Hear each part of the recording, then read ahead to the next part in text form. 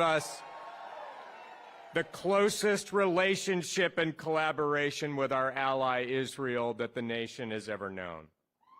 And he alone had the courage and the moral clarity to order and direct military action against Iran to make sure it will never have a nuclear weapon. They impeached him, they indicted him, they tried to imprison him, they tried to knock him off the ballot, and then they tried to kill him. And it all failed because God has a purpose for this man. And it is to save our nation. Please welcome back to this stage the 45th and the 47th President of the United States, Donald J. Trump.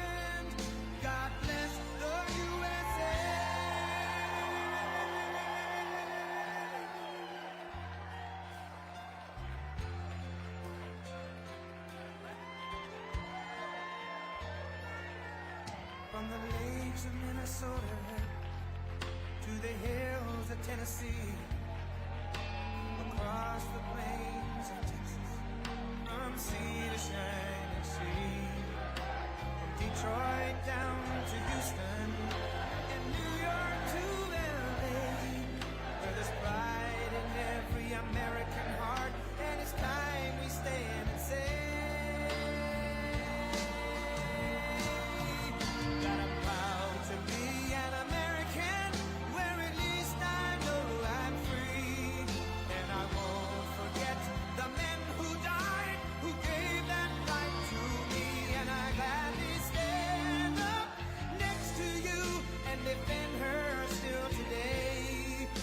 there ain't no doubt I love this land. God bless the USA.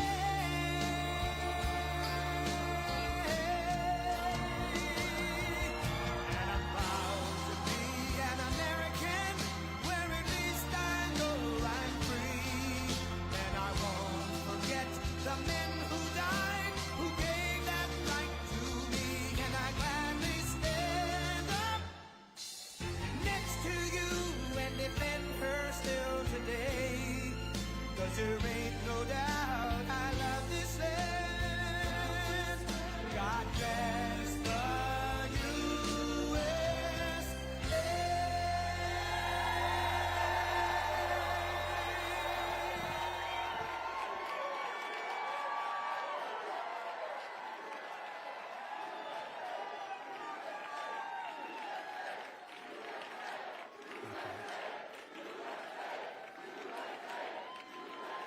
Thank you. Thank you very much. And I want to thank Ralph for the introduction. He's a great guy and friend of mine for a long time. And thank you to all of the true American patriots of Faith and Freedom Coalition. You've been with me from the beginning, and pretty much like nobody else, I don't think can top you. You were just great right from the beginning. You got it. You understood what we had to do, and we got it done, and we're continuing to get it done at levels that nobody's seen before. With the help of many people in this room, 18 months ago, we won the most consequential election victory in American history,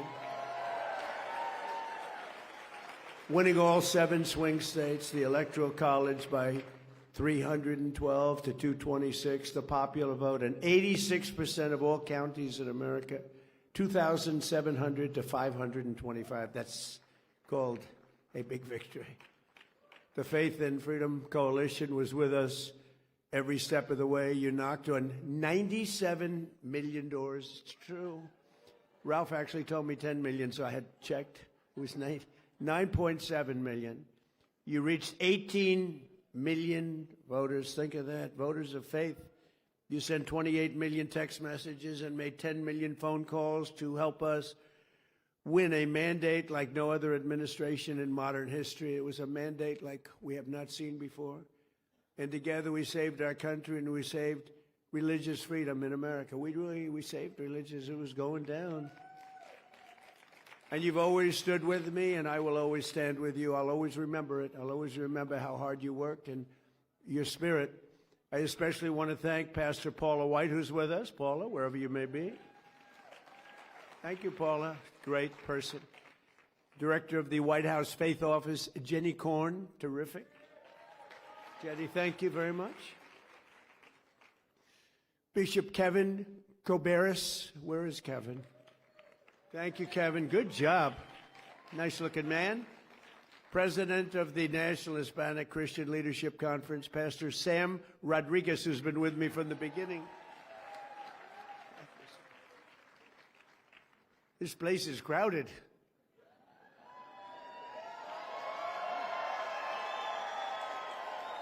I remember this place not so long ago. Hopefully, we'll have a little more pleasant. We're going to have a little more pleasant experience. I remember this room very well. A friend of mine who has been just incredible, Dr. Alveda King. Doctor, thank you. Thank you, darling. She's been with me also from the beginning. So many from the beginning. You can tell so much. The ones from the beginning, I don't know, they tend to be the ones, they're the ones they stay, and they stay like nobody. And we appreciate all of those people. An ambassador to the United Nations who's doing a really great job. Mike Waltz, he's around here someplace. Mike, doing a really good job. And just over 1 week from now, we will celebrate the 250th anniversary of the Declaration of Independence, marking 2.5 centuries of glorious American freedom. And thanks to the extraordinary work and incredible devotion of patriots like those people in this very, very crowded ballroom, today I can proudly report that on the edge of our 250th year, America is back. It's back. It's back. I believe better than ever before. And I'm especially pleased to say that, likewise, religion is back in our country, bigger and stronger than it has been in many, many years. Been reading all of those reports. Religion's really, it's going up. If that were stock, we'd be very, very rich, all of us. It's been great to watch. And as I've said before, to be a great nation, you have to have religion and you have to have God in your nation. If you don't have that, it just doesn't seem to work out, does it? And we have it. We have religion and we have God now. Remember when I first started, 2016, they wanted to take the Christmas out of Christmas. Remember that? We ended that little drive, but we ended a lot of other drives too. From the very beginning of our country, American greatness has been forged by people of faith, and the very first settlers who set foot upon this new world at Jamestown got off their ship, raised up a cross, and bowed down to the Lord in prayer. It was faith that strengthened the Minutemen and who stood up at Lexington Green and Concord Bridge in Philadelphia 250 years ago. Next week, our founders invoked the Creator 4 times in the Declaration of Independence. 4 times. I wasn't mentioned once. I'm very upset. Not once. Faith pushed the pioneers to journey west. Faith led Americans to abolish slavery, and faith built this country into the most exceptional nation in the history of the world. It was going very badly a couple of years ago, very badly, but it's back really strong. But we have to be very careful because bad things are happening. Can I watch what's happening? And we're going to be discussing that in just a minute. Americans have always deeply believed in the promise of Christ's words in the Gospel of Matthew. With God, all things are possible. With God, all things are possible, right? All things. That's why as we prepared to enter the 250th year last month, tens of thousands of patriots came together on our National Mall, and we officially rededicated America as one nation under God. And we're not changing. We're not changing. And we always have been, and we always will be. We're not going to let them take it away. But as we celebrate this anniversary, we must also remember that our country could have been marking this occasion under very different circumstances. The last administration carried out a reign of persecution and repression against Christians and people of faith like America has never seen before. It's terrible. They turned a nation founded on freedom for believers into a place where Catholics were targeted by the FBI, where pro-life grandmothers were put in jail for praying, and where members of our military were thrown out of the armed forces for their religious beliefs. The radicals responsible for these offenses would have loved nothing more than to mark America's 250th anniversary by driving God from our public square once and for all. They wanted to do that. I don't know how anybody could vote for these people. They were so bad, they were so evil, and yet in many ways incompetent, certainly incompetent on policy. Open borders, transgender for everybody, men and women's sports, just grossly incompetent ideologies, and so many more. But they did not get that chance because they lost an election in a landslide, and we won an election in a landslide. And while I am in the White House, I will defend Christians and all Americans of faith 100%. You have it 100%, and you've seen it already. So upon taking office, I created the first ever Presidential Commission on Religious Liberty, led by Texas Lieutenant Governor, a great guy. I don't know if he's here. I know he's coming over to my office in a little while, a thing called the Oval Office, beautiful office. Lieutenant Governor Dan Patrick, and my friend, Dr. Ben Carson.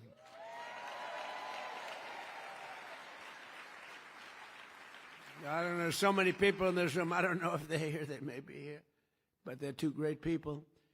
And later today at the White House, they will present me with their official report and recommendations to ensure that America continues to uphold the first right in our Constitution, and that's religious liberty. We have to uphold religious liberty, most important thing.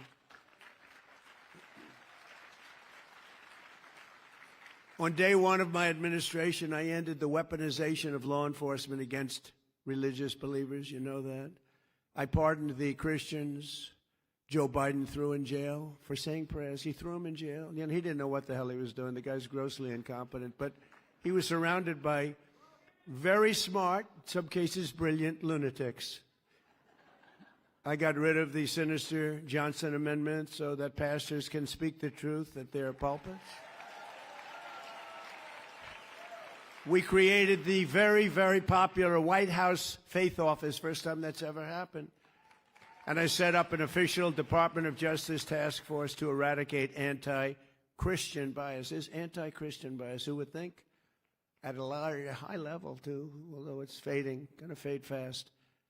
That task force just produced a new documentary revealing the abuse of religious freedom that they uncovered. It's called By Dawn's Early Light, and it's out right now, and it's really supposed to be, I have not seen it. I cannot tell a lie. I have not seen it, but I've heard about it, and I hear it's great, and I will see it, I hope soon. I also signed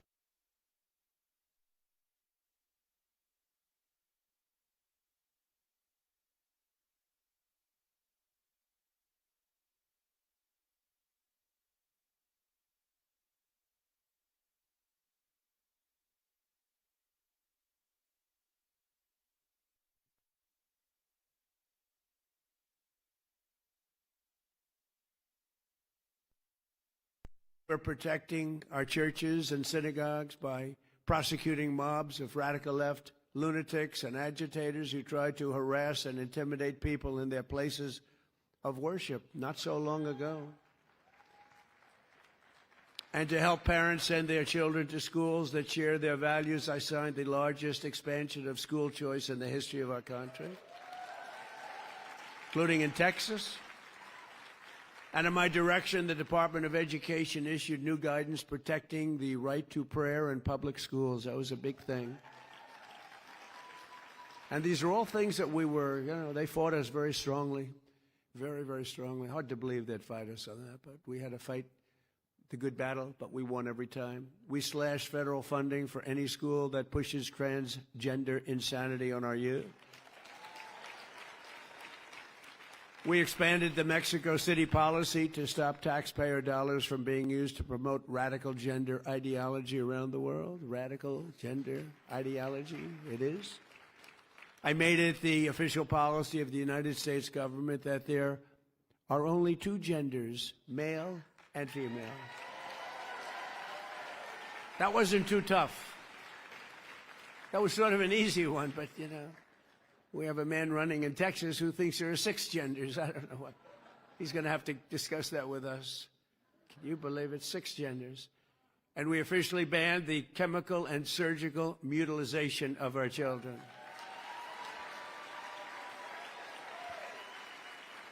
And now we have to pass the Save America Act to protect our sacred American elections. Have to pass it.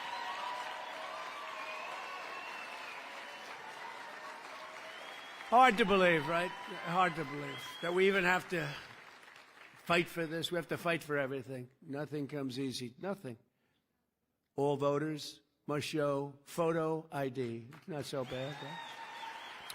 All voters must provide proof of citizenship. Is that so hard? You're fighting the Democrats and a few Republicans who are doing a tremendous disservice to this country. We have a few Republicans that are fighting it. Lisa Murkowski of Alaska. You should call her and tell her to get on the ball. She'll never win another election, I can tell you. She's got to vote. It's called the Save America Act. It's voter ID, ideally photo ID, right? So you can look and you can say, oh, that person's okay. Or, for lots of reasons, that person is not the same person.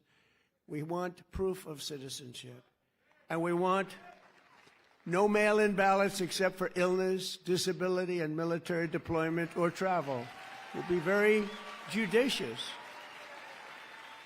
Look what's happening in California, where the ballots still aren't in. They're still not. Can you believe it? Weeks afterwards. You know what's happening? They're cheating. The kid won, or he was certainly in the top 2. I don't know him. I never met him. Spencer Pratt. And he went away quietly. We didn't go away quietly, but he shouldn't go away quietly. He should protest because it was, in my very strong opinion, that was a rigged election. That kid should be in the runoffs. The woman who edged him out after like a long time, like days and days. And then you'd hear reports, Spencer Pratt is not doing so well, even though he was strongly in the lead. And then you hear, Spencer Pratt has a 20% chance of being in the runoff. I said, they just rigged the election. And then you hear that a woman who nobody ever heard of is in the runoff, not him. And then they tried to hurt Steve Hilton, too. And I called the U.S. attorney and I said, you have to look into this because Steve Hilton did great. He's running for governor. And you could see it. The election was there. He was doing great. Then day after day, you'd hear reports about vote counting. They go on for weeks. You know, Colombia just had an election. The country of Colombia, 30 million voters. And I endorsed. I'm endorsed. We do so well with endorsements, like almost 100% success. But I endorsed somebody running, El Tigre. El Tigre. I liked him. You know why? Because he likes me. I don't know. He used to talk about Trump. I like President Trump. I don't know. How can you not let? So I endorsed him. I didn't know. He was in way down the list. He was not going to win. No chance of winning. I endorsed him and he won. He just announced he won. But think of it. They had 30 million votes. By 9:30 in the evening, every single vote was counted. And there were no complaints. He won. Every vote was counted. Here we are in California. They're going to go for weeks and weeks and weeks. And you know what they do? They cheat. How many votes do we need? How many votes? That's why they take their time. How many votes do we need? Okay, here they are. Honestly, it's terrible. We're a third world country with elections. And we will also enshrine a permanent law that says very easily and succinctly, no men in women's sports and no transgender surgery for our children. Never forget, if the radical left ever gets the chance, They will bring all of this insanity right back at levels that you've never seen before. You will never have seen anything like it if they ever get their chance. And they're trying like hell. I call them the Democrats. I exchanged an E for a U, the Democrats. And that's it's trending #1, the word Democrat. I just can't believe I didn't think of it 9 years ago. I should have thought. The Democrats, they are horrible. They want to resume the transgender mutilization of our children. They want to restart the war on Christians and churches. And as you saw with the communists elected in New York City recently, they're communists, they're not social democrats. They want to completely destroy the traditional American way of life. Communism is very easy to sell. It destroys everything, but it's very easy.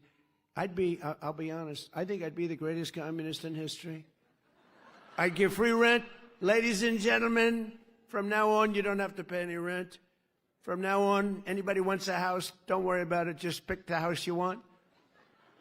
Everybody gets free food. Everything is free from this point forward. Everyone's going to vote for me. The problem is, after 2 or 3 years, the country is a disaster area. The country fails. They always do. It always does. So easy to sell. That first year, boy, you're the most popular. It's happening right now in New York and California. But you'll start living in squalor. You'll live in squalor. There will be no food. There will be no housing. There will be no military. There will be no law and order. There will be no nothing. There will be no nothing. You'll be a third world inhabitant in every way, and everyone will suffer or die. You'll suffer or die. That's what happens. For thousands of years it's been happening by different names. Thousands of years. I'm telling you, I'd be the greatest communist in history. It would be so easy. You wouldn't have to work. You could stay home. The problem is a couple of years go by, the whole place collapses. Always does. Always has.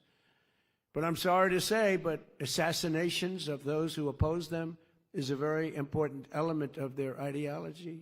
Assassination's a big deal for them. They're animals. They're animals. In many cases, they're not smart, but in some cases, they are. It's easy for them to get followers because they make promises that they know they can't keep, and the Democrats aren't fighting back. That's why they're dumb. They're not fighting back. They're afraid. I watch Schumer. He's afraid to fight. I watch guys that are pretty normal, and guys that we oppose, they're afraid to fight. The Democrats have taken a tremendous turn left, and many of these people, I looked at some of the people that got elected the other night in New York. These are, in many ways, stupid people. In some ways, and intellectually, probably pretty smart. But they're people that want to destroy our country. They hate our country. They hate our people. They hate the Democrat Party. The Democrat Party is in big trouble because this isn't stopping with New York. This is going on. Too easy to get elected. Giving everything away. Too easy to get elected. Very dangerous. But you'll soon have nothing left. That's the problem. In many ways, they're allowing them to just go their own way, do your own. We don't want to take a chance on saying anything bad because we're afraid we're going to lose our jobs if we do. They're afraid they're going to lose their election if they even think about saying anything bad about this new breed of sick people. They're not smart enough or tough enough to fight the plague that's happening. It's happening right before your very eyes. If they fought them the way they fight Republicans or the way they fight me, they'd be victorious. They didn't beat us, but they'd be victorious against the communists. But they don't have the courage to do so, so they're turning communists themselves. It's becoming a communist party. These are not social democrats. These are hardcore, godless communists. They're godless communists. All communists are godless. They don't believe in God. This is the most serious threat to our country since its existence, in my opinion, 250 years ago. This is a major threat to our country. It isn't something that's easily solved, but with a little love and help, some hard work, because it's ironic we're celebrating a very important birthday, our most important birthday so far, 250 years. And instead of speaking about Christ And instead of speaking about freedom and victories of all different kinds, we're speaking about yet another threat to the foundations of America. These ruthless communists will attack all religions, but in particular Christianity.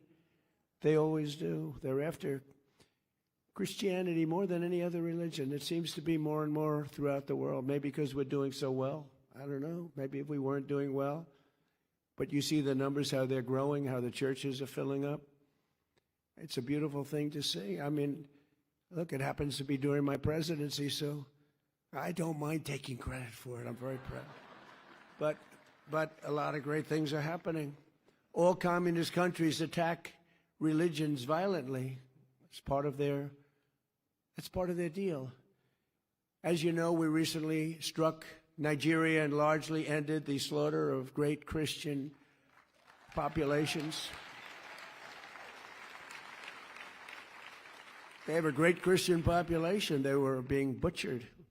Thousands and thousands of people were being killed. Children, women, old people, just being slaughtered, hatched to death. They know that if they go further, the attack will be far greater, and that they don't want to really get involved anymore so much. You know, we hit them very hard. We knocked out their leader. We knocked out their second leader and their third leader. Sounds a little bit like Iran, actually. That's all about a different cause that we have to do, because we cannot let Iran have a nuclear weapon. Can't let it happen. So I'm saving Christians throughout the world, even though we are not in those various countries where you read about this.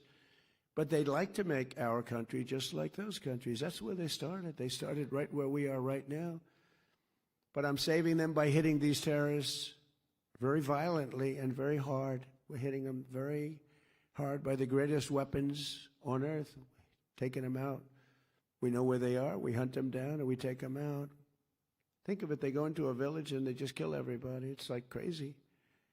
They will close your churches in this country. They go communist, and they're trying to. They will kill your people, and that's what they're about. They want to end religion. They have to end religion because their ideology doesn't work if you have strong religion. People like you that are so incredible and love our country so much and love God. This is the greatest threat to our country since its founding, in my opinion, 250 years ago, what's happening right now. It's the greatest threat. People don't look at that, well, oh, 3 people were elected. No, it's many more than 3 people. And the other people are being swayed because they don't have the sense to see what's happening. They don't have the sense. Their followers are not leaders, even though they're politicians, in some cases successful ones. For the first time in history, the powerful Rent Stabilization Board, as an example, that sets rents in New York City, just happened today. They've done it for years and years, and they've been very far left. They're run by Democrats, and they give landlords a hard time for years and years. It's called rent control. They give landlords a hard time, but they always give some increases so they can survive. But they just came out, first time ever, with a ruling, 0 rent increases for landlords, 0 for the next 2 years, despite the fact that energy, supplies, real estate taxes, and just about everything else has gone up. They're supposed to allow you to have that. 0. They're giving them that. They're basically confiscating their property. And the one representative for the landlords who's on the board, I think they have 8 or 9 people on the board, and you had one who was representing one out of like 8. But at least you had somebody. But that person walked off in disgust, walked off and got booed. Mayor Mamdani, who came to the White House and seems like a nice guy, but he said he was going to do this in his campaign. Nobody thought he was serious. He said he was going to make sure that people don't have a rent increase, even though energy went up. It's going to come down. It's coming down fast right now. I hope you're watching what's happening. We had a low number just now, $69 a barrel. That was... Some people said it was going to be $350 by now. 69, it's going to be 300, 350. Never hit those numbers at all, even in the height of it all. But what the mayor doesn't say is that these buildings will soon turn into ghettos and slums, and that everybody will continue leaving New York. And as this spreads throughout the country, very much like an uncontrollable form of cancer, the country itself will be taken down. It will be third world, strictly third world. And it's happened many times before to very big and very powerful countries. But it's not going to happen to the United States of America. No way.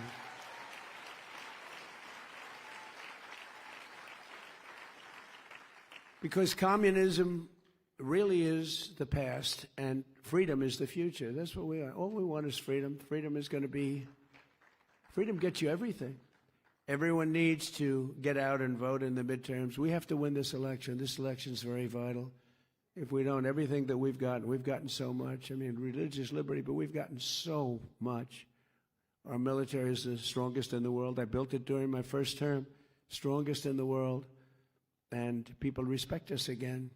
They respect us maybe like never before. We were laughed at a year and a half ago. We were laughed at. And now we're the most respected nation anywhere in the world.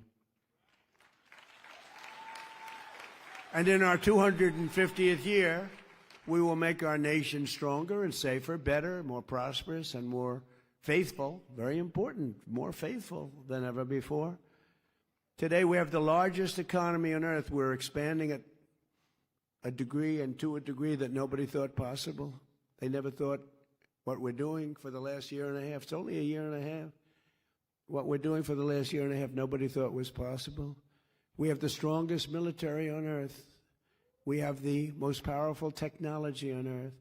We're winning on AI. We're winning with automobile manufacturing. Do you see how many plants are coming back into the United States? Tariffs. If they don't come in, they have to pay massive tariffs. Make your car outside, but you have to pay massive tariffs to come in. If you build your car in the United States using U.S. workers, our great American workers, you don't have any tariffs to pay. So they're all pouring in. It should have been done years ago by other presidents. We have the greatest culture on earth, and above all, we have the greatest people on earth. We do. We have the greatest people. But think of it. I was with the king of Saudi Arabia, and he said, Mr. President, 2 years ago, your country was dead. It was a dead country. And today, you're the hottest country anywhere in the world. It's amazing what's happened. We were laughed at. We had a man who couldn't speak, couldn't think. He didn't know what the hell was happening. Kept falling down all over the place. If he was standing here now, he would have been off the stage before he started. But if he was standing here now, he wouldn't know how to get off the stage. You had to lead him off the stage. It was a disaster, and it was a rigged election. But we did it again, and we got it right. Too big to rig. We made it too big to rig. It was a rigged election. And look what happened because it was a rigged election. 25 million people came in, many criminals, murderers, 11,808 murderers, more than 50% of who created more than one murder, murdered more than one person. These are not going to be the citizens of our country. There's not a thing you can do to change that. But drug dealers at the highest level, the worst, some of the worst people on earth came in through open borders. Joe Biden's, but really it was the ideology's open border policy where everybody could come in. They came from all over the world. They emptied their prison populations into the United States of America. Think of that. But we're getting them out. We're getting them out faster than anybody can imagine. And we're going after the bad ones first. We're getting them out. Last week, we signed a historic agreement to accomplish what no president has ever been able to accomplish before, that Iran will never have a nuclear weapon. We're not going to let that happen. And thanks to the power and skill of the United States Armed Forces, Iran today has no Navy, no Air Force, no anti-aircraft capability, no radar, virtually no manufacturing. Their drone capacity has been cut by 82%. Their missile capacity has been cut by 80%. Their rocket launchers have been cut by 90%. Their leadership has been killed a first time, and their leadership has been killed a second time. And nobody wants to be the leader of Iran anymore. They said, who would like to be the president? And everyone said, no, thank you. It's amazing. And then the fake news, like the New York Times, which is a failing publication. But the fake news, ABC, so bad. ABC television network, fake ABC, NBC, CBS, CNN. They actually said for a little while, it didn't play well, that Iran was much stronger today than it was 4 months ago. Think of it. They have no navy. They have no... They said they're stronger. They're dying to make a deal. They're giving us a lot. They should have been done over the 47-year period that they've reigned with terror. And that's what they did. They reigned with terror. When you see a young man or woman walking around without legs or without arms or a face that was obliterated, it happened from the roadside bomb that was created, the creation of General Soleimani, who I killed in my first term, and that was a big killing. He was a mad genius, but he was going to knock out 5 of our military installations. I found out about it. And in all fairness, Israel was supposed to do it with us, and the night before that took place, we heard from Israel that they will not be doing it. They don't want to do it. And I said to a couple of generals that we had who were very good, I said, what do you think, generals? Can we do it? Because we worked on it for 30 days, worked on it with Israel. They said, we'll do it, sir. Can we do it as well? We'll do it better. And he was dead the next day. He was dead in the Valley of Death. He died in the Valley of Death. We had him all. We knew when he was coming, where he was coming, how he was getting there. We knew everything, but we lost our partner. I don't blame them that much, to be honest with you, because it's tough south. But they told us the night before they won't be doing it. We did it ourselves, and we did it so incredibly well. We also took out the head of Iraq's ISIS division, and we took out both of them by luck with Iraq. But had he lived, because he was a brilliant general, very sick man mentally, but he was a brilliant general, it may have been a different story. I don't think so. I think we would have knocked the hell out of him whether he was there or anybody else was there. But he was a brilliant general. It's one of the biggest things ever to happen in the Middle East, the killing of Soleimani. People have said it's the biggest thing to happen in 100 years because he was a dominant force. I actually think that Khomeini and all of the people in Iran were happy about it because they were afraid of him too. Over the past few weeks, the stock market and your 401ks skyrocketed upward like pretty much nobody's seen before. Oil prices are plummeting downward, and the world is a much safer place. We had to take that detour to knock out Iran. If we didn't do that, and we still have a fight. They have some capability, not much. They're not winning or anything, but they have some capability. They can still shoot. They shot a drone yesterday at a big ship going into the Hormuz Strait. They shot 4 of them. We knocked down 3 of them. One of them, I guess, we didn't miss it. Nobody saw it coming. And it hit a ship and did some damage. But you can't do that stuff. But very soon we're going to be at $2.50 gasoline. I was in Iowa making a speech the day before we did the attack. And again, we had to turn it around. Everything was going so well. It's like, you're doing so well. We have the best economy. Everything's great. And I brought my people into the room, my financial people and other people. I said, listen, we just set a record in the stock market. We just set a record in every single thing, including 401ks. Your 401ks, most of you have 401ks, are at the highest they've ever been, everything. But this was true 3.5 months ago, before the attack. Everything was good. We had records and everything. We were doing great. And I said, I hate to tell you, but we're going to have to take a detour. We're going to have to go to war or go to a military operation, which my people would prefer that I use as a term because war means things that they don't like. But whether you call it war or not, it is what it is. And we're going to go down to the Islamic Republic of Iran, and we're going to have to hit them very hard. And don't forget, when Barack Hussein Obama did the JCPOC, if you look at that, Barack Hussein Obama, have you heard of him? He was a disaster. He was a disaster. He gave them $1.7 billion in cash, $1.7 billion in cash, and tens of billions of dollars. Gave it to Iran. Thought he could buy their friendship, and it was just the opposite. They used the money and they built missiles and everything else. And I terminated the JCPOA, was his agreement. It was the Iran nuclear deal. It was a disaster.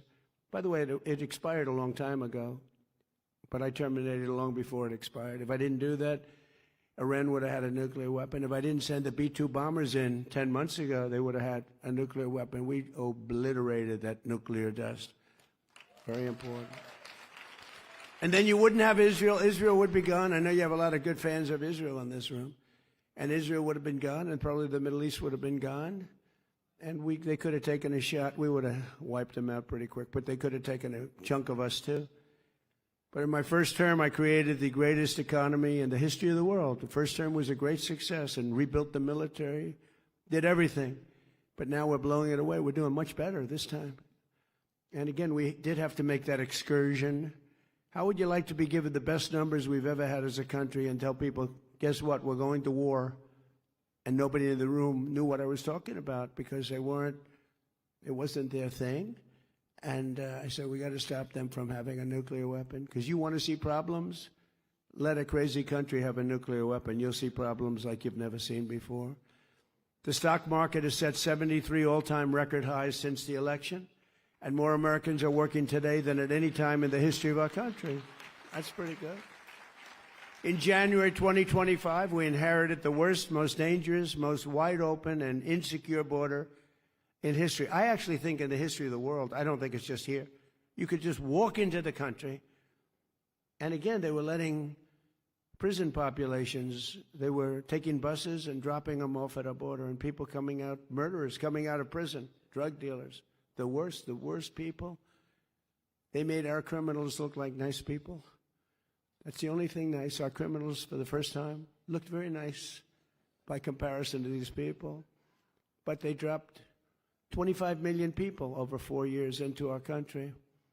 And it's the single hardest job I have, getting them out. We're getting them out pretty rapidly, but it's a very hard thing. But think of it, prison populations from the Congo, from all parts of South America, from all parts of the world, were taken in, driven through Mexico, and dropped off in our border, and they would walk right into our country.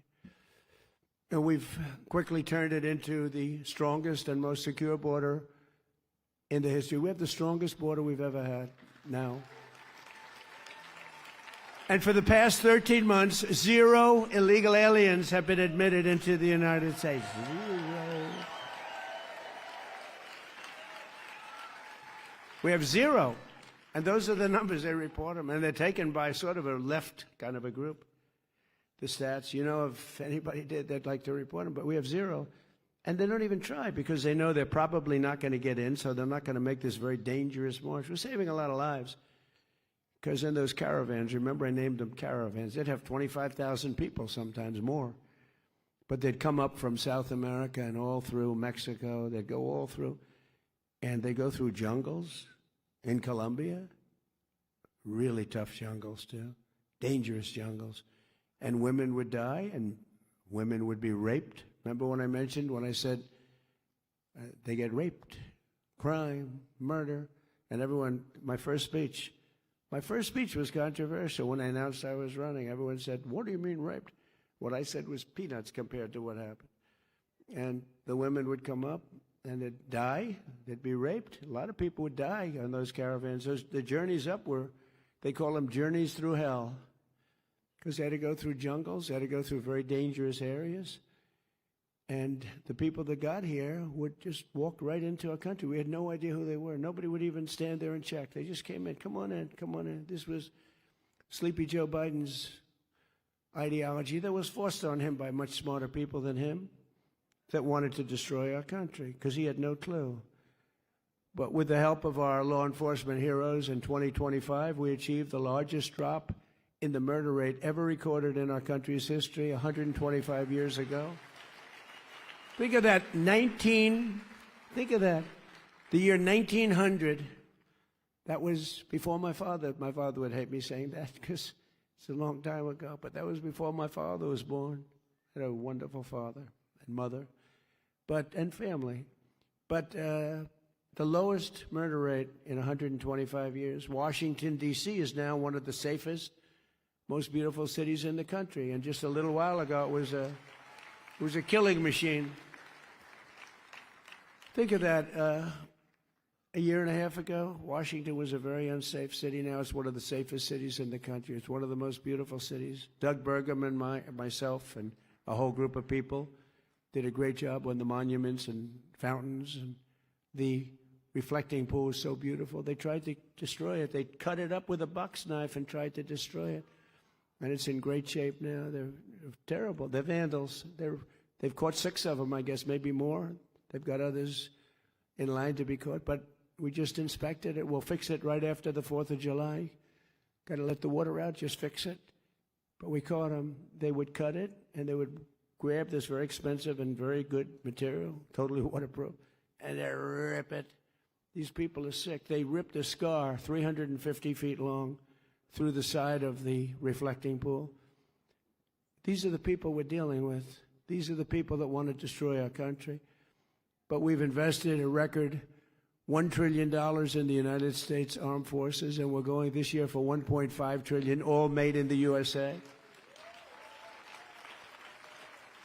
And something that's so exciting, the recruitment. You know, if you go back a year and a half, 2 years ago, you could not get anybody to join the Army, the Navy, the Air Force, the Marines, the Coast Guard, Space Force. You couldn't get anybody to join. They had tremendous recruitment problems, but now recruitment in every branch of our military is setting records. 18 months ago, we had tremendous shortages, and we couldn't fill them up. We were never going to fill them up. That included police and firemen. We couldn't get policemen and women. We couldn't get firemen and women. Anything with a uniform, because they were ashamed of our country, because we had people that were not respected. You have to respect the president. If you don't respect the president, you're going to have a problem. You're going to have a problem. They had no respect. And now we have waiting lists. Now you can't get into the military. Literally, we went from the worst recruitment numbers ever in 1 year to the best recruitment numbers ever. And it all started on that beautiful day, November 5th, right? A thing called Election Day. And as soon as we won, before I even got to do anything, those numbers started going through the roof. People love our country again, and they have spirit. You always loved it, but you were down. You were depressed. You were not feeling too good about our country, especially you as people with a great religion and a fervor for Christianity and religion. You should be depressed. You should have been, but now you're riding high. But we have to be careful. We don't want to lose it. We've got to win the midterms. We've got to win the election coming up, and we're gonna be in good shape. But you have to expose them. If you don't expose them, I mean, I stand here and I expose them. Some people don't do it right. They say they're going to get free rent. Well, that's okay to say, but everyone's going to vote for them, except for a few of the people in this room. But you have to say they're going to get free rent. But in 2 years, everything is going to collapse, and you're going to live in squalor. When you say that, you can beat the free rent. You can beat the fact that they're going to take your house away and give it to somebody else, which is essentially what they'd like to do. But it's happened so many times over the years with really powerful countries, and we're not going to let it happen. So we have the strongest and most powerful military anywhere in the world. I built it in my first term, using it a little bit in my second term. And we're once again using it to defend America's interests and American values. Look at what happened in Venezuela. We have a great, and by the way, we're helping Venezuela. They had a tremendous earthquake, a lot of people killed, and unbelievable, right in Caracas.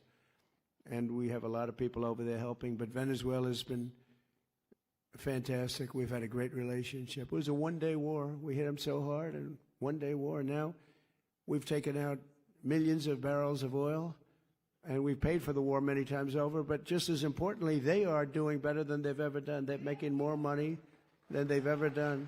They've never made the money that they're making now. And it's really, I mean, outside of what happened last night with that was terrible what happened. It was a big earthquake, knocked down buildings. But outside, it was really, it's a happy country again. The people are happy. They're dancing in the streets. The people running it are doing a very good job. The United States has never been stronger. We have never been wealthier. We've never been prouder to be an American. Since 1776, America's story has been a tale of freedom, overcoming oppression, good defeating evil, and faith overcoming every challenge and every foe. We had everybody was winning, and we're going to continue stronger, maybe stronger. One generation, think of it, just one generation after our war of independence, the British tried, they really tried hard to conquer America in the War of 1812. That didn't work out too well. But they failed, and the cause of freedom won, and it continues to win. The War of Survival ultimately gave America our national anthem and our Star-Spangled Banner. Many Americans know the story of Francis Scott Key writing the words of the anthem and watched the flag under attack, and he wrote those beautiful words. But what few realize is that the very same poem also inspired our national motto. The fourth verse of the song ends in these words, "And this be our motto, in God we trust." In God we trust.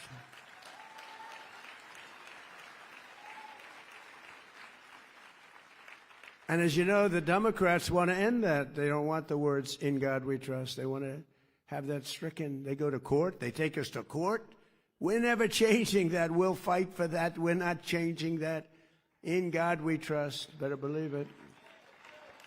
So today, on the threshold of our 250th year, this room is proof that America is still a nation that lives by those magnificent words, "In God we trust." With the help of everyone here today and Americans of faith all across this land, we will continue to protect the promise of the Declaration of Independence, one of which actually is in my office, in the Oval Office. So we cherish it. We will continue to defend our values, our traditions, our faith, and our freedom. And as we enter the golden age of America, that's what we have. This is the golden age. We've never had anything like it. We have factories all over the country.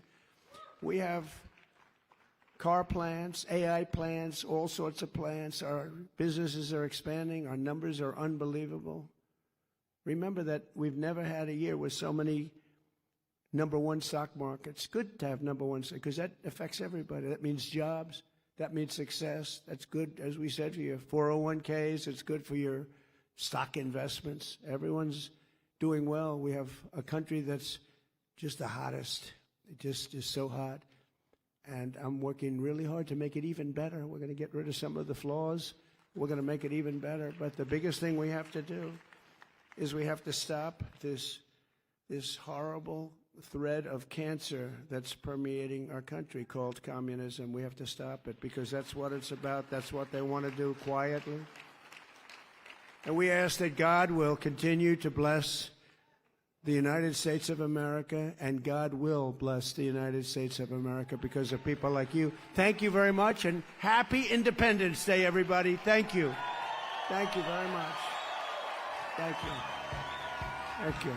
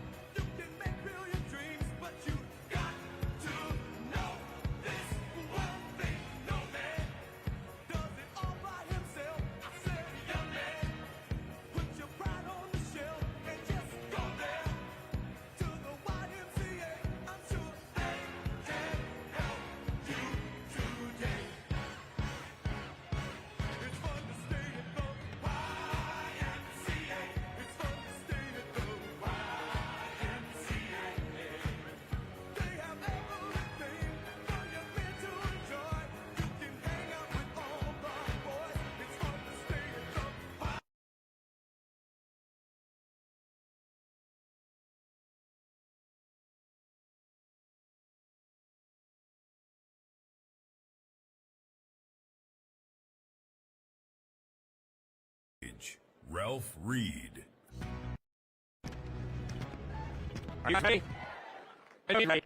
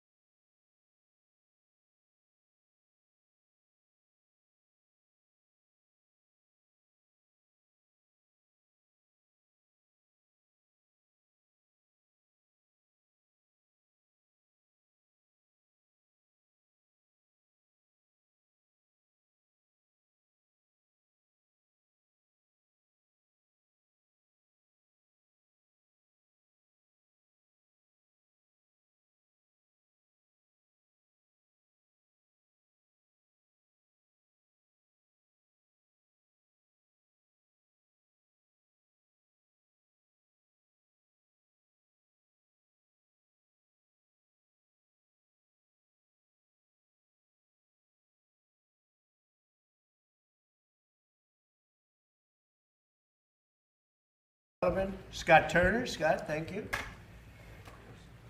Dr. Ryan Anderson. Ryan, thank you very much. Bishop Robert Barron. Attorney Allison Ho. Dr. Phil. Some would call him Dr. Phil McGraw. We all know him as Dr. Phil, one of the most successful people ever on television, I might add. Thank you, Phil. President and CEO of First Liberty Institute, Kelly Shackelford. Kelly, thank you.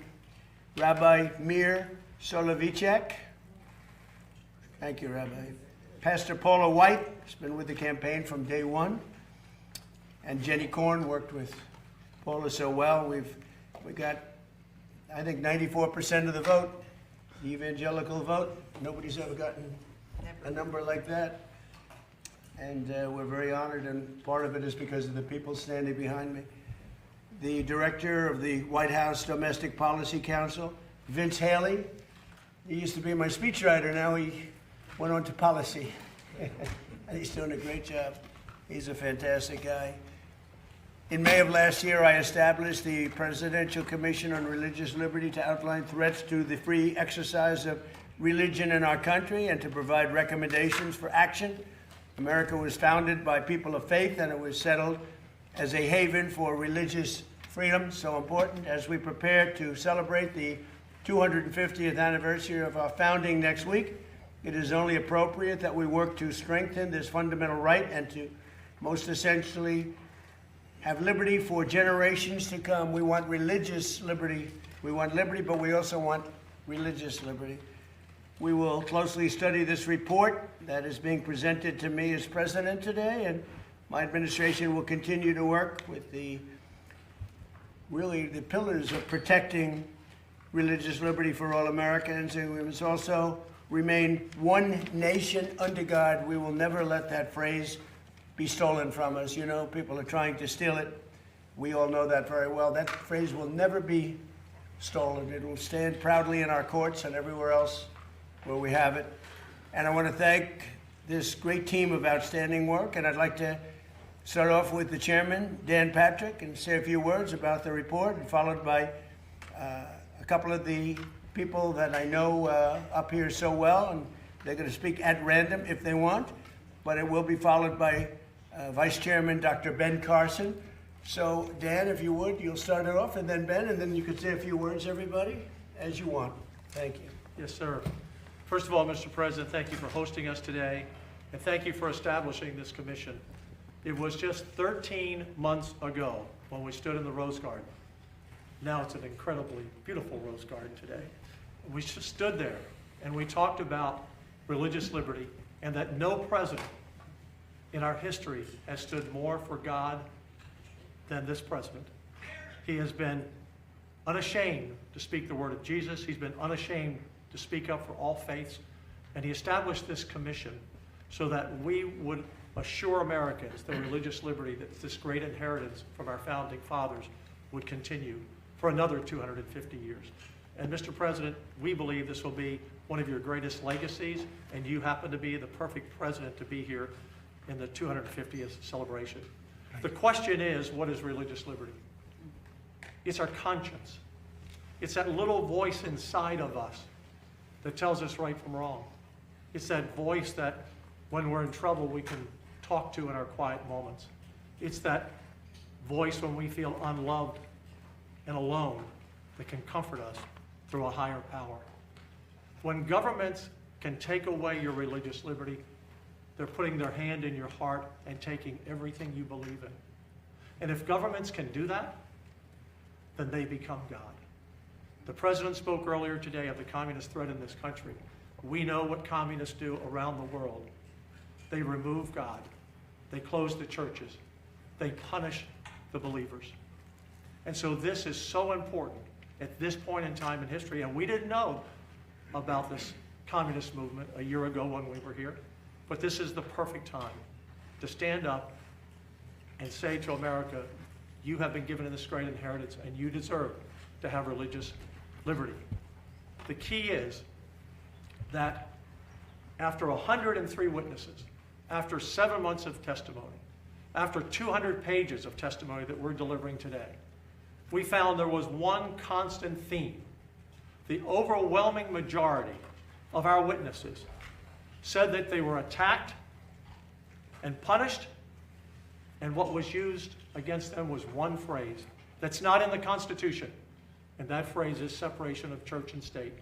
The left has used that one phrase that was one line out of one of hundreds of letters by Thomas Jefferson to batter and hammer people of faith for the last 70 to 80 years.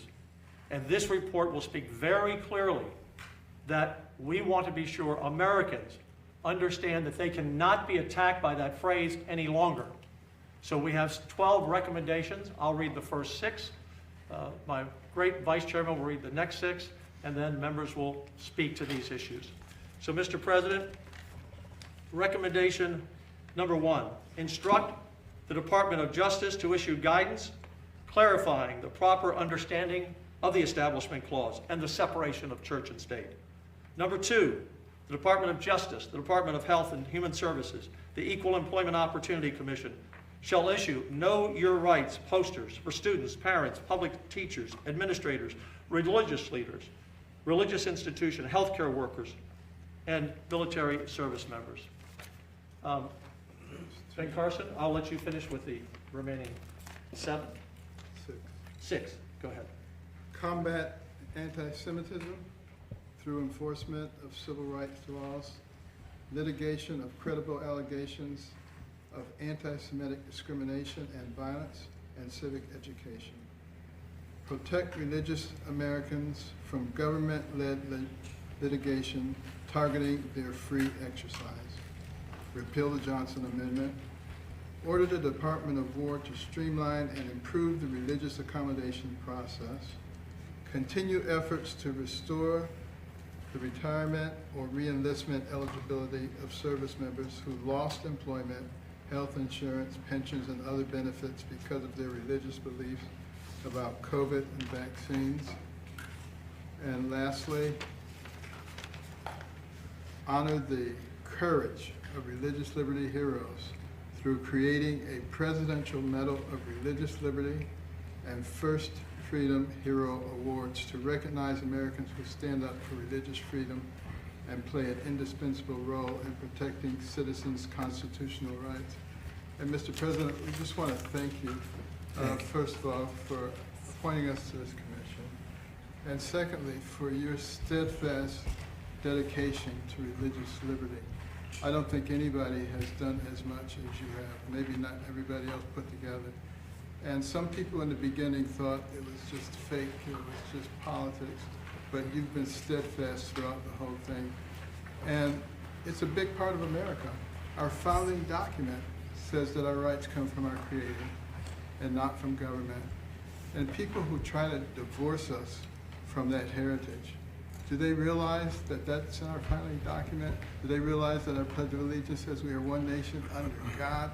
Do they realize that many courtrooms in the land on the wall it says in God we trust? That every coin in their pocket, every bill in their wallet says in God we trust? So if it's in all those places, but we're not supposed to talk about it, maybe we need to see a psychiatrist. Thank you. Other members? Would anybody like to say anything? Dr. Phil? Mr. President, I want to underline that this wasn't a performative commission.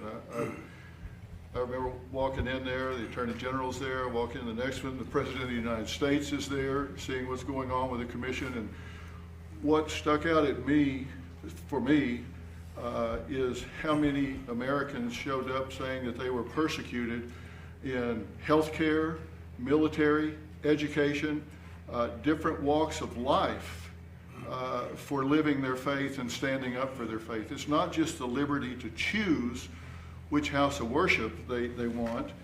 It's actually getting into their daily life, and they're being persecuted in their jobs, in their professions. And that's where the fight for liberty is actually showing up. And they're having the courage to come and talk about that. They can't show a cross on their desk at school. They can't refuse a vaccine because it's against their religion. And they're having the courage to stand up for that, and President Trump is backing them all the way. And this commission is making it all transparent. And I'm just very honored to have been part of that. Thank you very much, Phil. Appreciate your support. You're a great gentleman. Thank you. Anybody? Yep. Mr. President, just thank you for creating this commission. As we celebrate the 250th, we're reminded that we're created equal, we're endowed by our Creator with inalienable rights, that the right to religious freedom for the founders is because of duties to the Creator. What we heard over and over during our commission hearings were people who thought that the Creator should be banished from the public square, that the Establishment Clause meant that religion had to be kept in a closet. We saw over and over again students being told they can form a club, but not if it's a religious club. They can speak at commencement, but not if they mention God. Parents can get vouchers, but not if they use it at a religious school. Over and over again, double standards where religious Americans were victimized. And then we saw unjust ideologies, particularly trans ideology, where parents were told we're going to secretly transition your kids. Medical doctors were told if you blow the whistle on this, we're going to harass you over and over again. The recommendation that I really want to encourage you to make prominent is the last one that Dr. Carson read. Who a community celebrates shows what a community values. And we should be celebrating the heroes of religious liberty. Over and over again, we saw men and women who were victimized, and then they fought back and they won. And we should celebrate those heroes. Thank you very much. Thank you. Mr. President, I'll just add first how grateful I am for the privilege of serving on this commission and for being given the opportunity to work for the religious liberty of all Americans. Dr. Carson, as part of the recommendations of this commission, mentioned fighting against anti-Semitism, fighting against Jew hatred.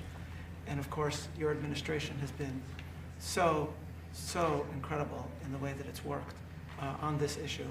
I'll be heading back now for Shabbat to New York. As you know, the Jewish community there faces a lot of threats, and it's a scary time in New York right now. Serious threats. Very serious threats, as you mentioned in your speech today. And I, for one, am profoundly grateful for your leadership on this matter and the incredible leadership of the Justice Department on this matter and of the entire administration on this matter. Thank you. Very much. Thank you very much. Appreciate it. This is the report, and it was just presented to me by the group. Beautiful. And you'll all get a copy of this during the day. And you'll see it's quite a report. A lot of very important things in this report having to do with religion and actually some other topics also. But Is there anyone? it's very important.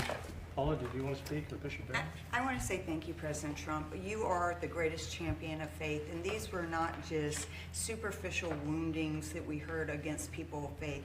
They were egregious acts that were very difficult to even listen to, that you would think wouldn't happen in a country like ours, but they did to 4-year-olds, 6-year-olds, little children, to moms, dads, communities, the rejection, the pain, the trauma that was caused simply because of faith.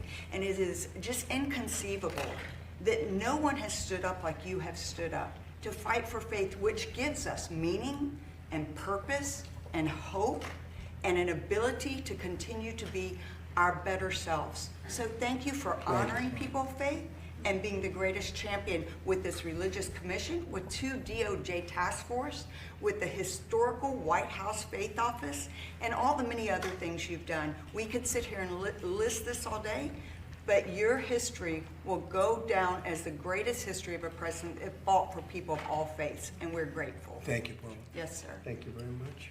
Mr. President, I'm very grateful to you as well. The commission was a wonderful year. I enjoyed the meetings very much, and the witnesses were very impressive. People that we heard. I'm struck as I stand in this historic place looking over the portrait of James Madison. We spent a lot of time talking about the First Amendment. No one in this commission wants an established religion, but we all want the free exercise of religion. We sense that being limited in different ways. I think we also sense that behind a lot of the particular offenses, there was this great battle, you might say, with what I call the culture of self-invention, that my freedom determines value. I invent who I am. I determine what's good. And the avatars of that culture realize that the religious people stand to thwart that view. We think there are objective goods, moral goods, spiritual goods that we ought to align our freedom with. And I think that came through a lot in the witness testimony. But it was a wonderful experience, and I think this commission accomplished a lot. So God bless you for drawing it into existence. Thank you very much. Vince, you want to say something? Yes, sir. Our founders know and wrote that no government has the right to become between the citizen and the relationship with God. It's one of the most powerful forces in life, in anybody's life. I'd say two things about this report. One, it's a body of evidence. We took testimony, so people can judge for themselves what people said in this report. It's a body of evidence. And to violate religious liberty is self-destructive in two ways. One, religious people, religious organizations provide so much fruit for society, whether it's education, healthcare. To violate the beliefs of those organizations and the people that work there would be undermining for all citizens and the type of value they get from that. And secondly, the people that defend our freedom writ large are often religious people because they get a power from above. And so if you go after religious people, you're actually undermining the very foundations of a freedom and those who will protect in this country. But So that's why this it report doesn't stop them. No. Yes, They make it worse. Yes, But we but- have a great defender right here, Todd. Go ahead. You're the one. I'm ready. I mean, the most important part of what we did today, Mr. President, after a lot of hard work, is what you just heard Dr. Carson and Lieutenant Governor talk about, which is the work we have left to do. So we're not here saying, you know, we're done. Yeah. We're here saying there's a lot of work left to do. I'm excited to do my part at the Department of Justice. I know that the White House, we're going to do our part together. And so everybody all the work that was done over the past 8 months sets us up for the next several years to make sure that we don't drop this and that this stays as important as it should be. So thank you, Mr. President. Thank you, John. Great job. Mr. President, could I just say one last thing? Yes, please. On the issue of church and state, that was used as a hammer against almost all of our witnesses. One of the important recommendations that we made, if that happens in the future, if any superior person in the military, a superintendent of a school district, someone in the healthcare system, whoever uses that against someone who is simply standing up for their religious liberty or simply praying in public, that within a short amount of time, if they allege separation of church and state, that public official must in writing explain how that person has violated the Constitution. Because, again, the separation of church and state is not in the Constitution. And from this day forward, if anyone says that to you, and they're in public office, or serve in any agency in any official capacity, they have to point out exactly where you have violated the Constitution, because you have not. And from this day forward, that phrase should have no power over people of all faiths ever again in America. Thank you. Okay, how about a couple of quick questions? On Iran, Mr. President, you said that Iran violated the ceasefire. Will they face any consequences? You'll find out. Do you consider the ceasefire to still be in place? I don't like the fact that they took a shot yesterday, actually 4, we knocked down 3, at a ship. Not an Allied ship, but a ship, a very expensive ship. And it was fine, but it took a little beating. They shouldn't be doing that, so you'll find out. Will the U.S. You'll find out. Will the U.S. respond? What is your message to Will Iran they after? respond? You're going to find out. Sir, why do you think they did that if the talks, you've said repeatedly they're going well? What do you think the motivation is for Iran in attacking a ship? They're a little bit different.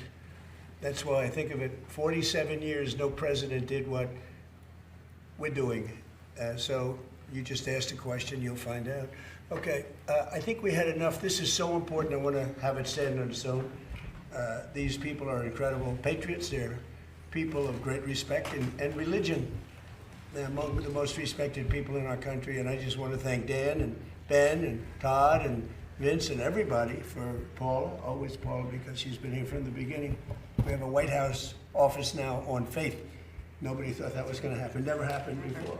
How will the findings of this commission change how the government operates going forward? Well, we're going to sell it. We're going to sell some of the things that we have. We have some incredible recommendations, but a recommendation doesn't mean anything. This group can sell, and that's what we're going to be doing. We're going to bring religion back even stronger. You know, religion's it's been a tremendous resurgence in our country. I have not seen anything like it. I hate to joke, but if this were a stock, it'd be very rich because it has gone up like a rocket ship over the last year and a half. And I'm very honored to be sitting here. Maybe I had something to do with it. But they've made some very strong recommendations, and now we have to convince people to adhere by those regulations. Thank you very much. Thank you, press. Thank you, press. Thank you, guys. Thank you, press. Thank you, press. Thank you, guys. Thank you, guys. Thank you. Thank you, press. Keep moving, please. Thank you, press. Thank you, guys. Keep moving, please. Thank you. Thank you, guys. Please move. Thank you. Thank you, guys. So, Moving, guys.